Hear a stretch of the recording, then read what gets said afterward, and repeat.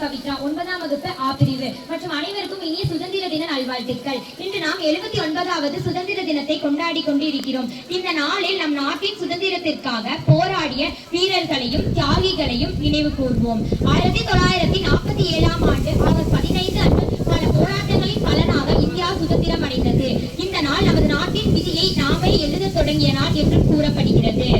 சுதந்திரத்திற்கு பிறகு இந்தியா பல துறைகளில் உலகிற்கு ஒரு பெரிய முன்னுதாரணமாக இருந்து வருகிறது. மற்றும் சுதந்திரத்திற்கு பிறகு இந்தியா பொருளாதாரம், அறிவியல், கல்வி, தொழில்நுட்பம் ஆகிய பல துறைகளில் மகத்துவமான சாதனைகளை படைத்துள்ளது. அதில் முக்கியமான சில சாதனைகளை பற்றி காண்போம். முதலில் அரசியல் துறையில் 1950ஆம் ஆண்டு ஜனவரி 26 அன்று நமது நாடு ஜனநாயக குடியரசாக மாறியது. உலகிலேயே மிகப்பெரிய ஜனநாயக குடியரசாக இந்தியா பெருமையுடன் விளங்கியது. சுதந்திரமான தேர்தல் முறை, சுதந்திரமான நீதித்துறை மற்றும் அனைவருக்கும் சம உரிமை வழங்கும் அரசியலமைப்பு உருவாக்கப்பட்டது.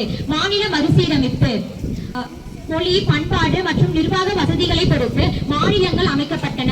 பொருளாதார வளர்ச்சி, தொழில், வேளாண்மை, கல்வி மற்றும் போக்குவரத்து ஆகிய துறைகளில் திட்டமிட்ட வளர்ச்சி. பசுமை புரட்சி, 1960களில் அதிக உற்பத்தி, தானியங்களின் சுயமரியாதை. வெள்ளை புரட்சி, பால் உற்பத்தியில் இந்தியா முன்னணி நாடுகளுள் இடம்பெற்றது. ஐடி மற்றும் சேவை துறைகளில் இந்தியா ஒரு முக்கிய மையமாக உருவாக்கப்பட்டது.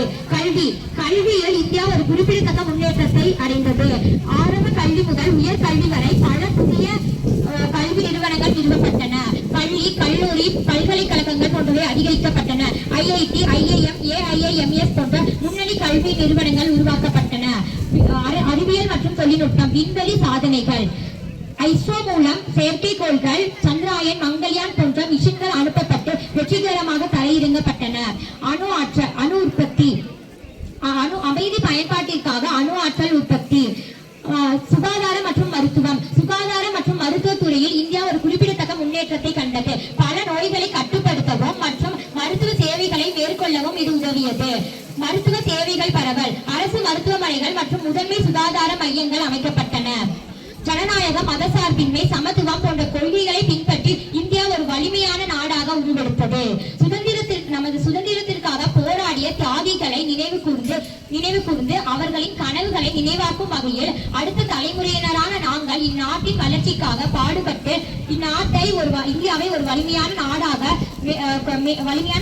முன்னேற்றுவோம் என்று கூறி வாய்ப்பளித்த எனது பள்ளிக்கு நன்றி தெரிவித்து விடைபெறுகிறேன்.